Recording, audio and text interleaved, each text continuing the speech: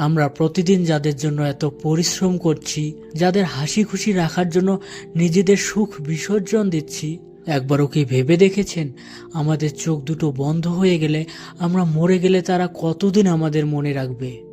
হয়তো কয়েকদিন, কয়েক মাস বা খুব বেশি হলে কয়েক বছর। তারপর জীবন তার আপন গতিতে চলবে। দুনিয়া বড় এক অদ্ভুত জায়গা, এখানে কেউ কারোর জন্য থেমে থাকে না। কিন্তু একজন আছেন যিনি আপনাকে আপনার মায়ের চেয়েও বেশি ভালোবাসেন, যিনি আপনার প্রতিটা চোখের পানির খবর রাখেন। তিনি হলেন আমাদের রব, মহান আল্লাহ তাআলা।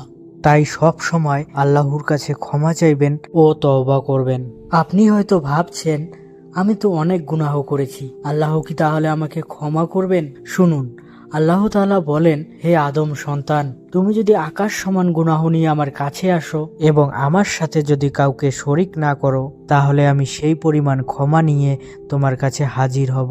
আমরা সবাই ভুল করি, কারণ আমরা মানুষ। আমরা তো কোনো বৈদ্যুতিক যন্ত্র না যে আমাদের দ্বারায় কখনো ভুল হবেই না। কিন্তু সেই মানুষটাই আল্লাহর কাছে সবচেয়ে প্রিয়, যে মানুষটা ভুল করার পর সেজদায় লুটিয়ে পড়ে আল্লাহর কাছে বলে, হে আল্লাহ, আমি ভুল করে ফেলেছি, আপনি আমাকে ক্ষমা করে দেন।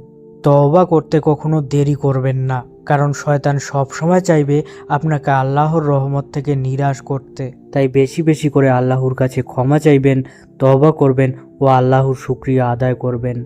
আমরা অভিযোগ করে থাকি আমাদের কাছে এটা নেই সেটা নেই, কিন্তু একবারও কি হাসপাতালের বিছানায় শুয়ে থাকা সেই মানুষটির কথা ভেবেছেন, যার প্রতিটা নিঃশ্বাস নিতে অক্সিজেনের প্রয়োজন হয়? অথবা সেই মানুষটির কথা ভেবে দেখেছেন যার দুবেলা দুমুঠো খাবারের নিশ্চয়তা নেই? আপনি যে আজ সুস্থভাবে কথা বলতে পারছেন, দেখতে পাচ্ছেন, হাঁটতে পারছেন, এর চেয়ে বড় নেয়ামত আর কি হতে পারে? তাই জীবনের প্রতিটি পদক্ষেপে বলুন আলহামদুলিল্লাহ।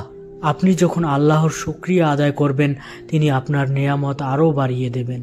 একটা কথা অবশ্যই মনে রাখবেন, শয়তান কিন্তু সব সময় আমাদের ধোঁকা দেওয়ার চেষ্টা করছে। শয়তান আমাদের কানে এসে ফিসফিস করে বলে, এখনো তো অনেক সময় আছে, বৃদ্ধা বয়সে ইবাদত করা যাবে, যখন তুমি বুড়ো বুড়ি হয়ে যাবে তখন ইবাদত করবে। এখন এসব করে তুমি কি করবে? কিন্তু আপনি কি জানেন আপনার হায়াত কতটুকু, আপনি কতদিন বাঁচবেন? আজকে যে মানুষটার রঙিন স্বপ্ন দেখছেন, কাল হয়তো তার জানাজা হবে। জীবনের কোনো গ্যারান্টি নেই। তাই জীবনের উদ্দেশ্য শুধু খাওয়া দাওয়া আর উপার্জন এগুলো হওয়া উচিত নয়। আমাদের লক্ষ্য হওয়া উচিত এমন কিছু করা যা পরকালে আমাদের সঙ্গী হবে। নিজের জন্য, পরিবারের জন্য এবং উম্মাহর জন্য কল্যাণকর কিছু করার পরিকল্পনা আজ থেকেই শুরু করুন। আপনার রিজিক, আপনার পরিবার, আপনার ভবিষ্যৎ সবকিছু আল্লাহর হাতে। আসমান জমিন সৃষ্টির অনেক আগেই তিনি আপনার ভাগ্য লিখে রেখেছেন। তাই দুশ্চিন্তা ছেড়ে দিন। আপনার যা প্রাপ্য তা আপনার কাছে আসবেই।